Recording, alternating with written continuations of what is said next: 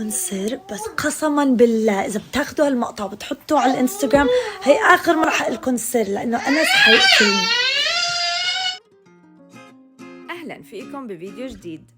مفاجأة قوية وسر بيحضروا لها عائلة أناصالة بالأيام القادمة، إلا أنه أصالة صرحت لبعض الفانزات عن المفاجأة، والموضوع حيضل سر وحصري للفانزات لحد ما يعلنوا عنه عائلة أناصالة على قناتهم. حتحفظ فيه بالوقت الحالي علشان ما تزعل أصالة، فترقبوا المفاجآت بالأيام القادمة.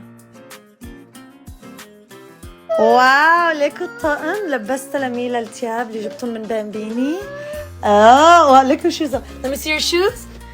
Oh, it's Noah. I love. وبيتلقوا عائلة أناصالة انتقادات كثيرة بالفترة الأخيرة بسبب عدم تنزيلهم على القناة العربية، وبهاي الصورة وضحت أصالة آخر انتقاد وصل لها.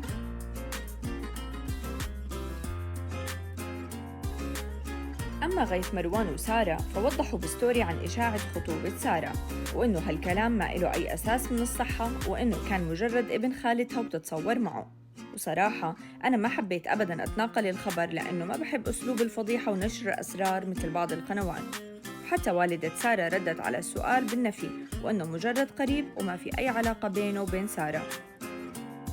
وأتوقع إذا كان في علاقة بين سارة وابن خالتها كان الشاب مسح الصور بعد انتهاء العلاقة، إلا أنه بقي مترك الصور دليل على أنه العلاقة كانت بريئة ومجرد ابن خالتها.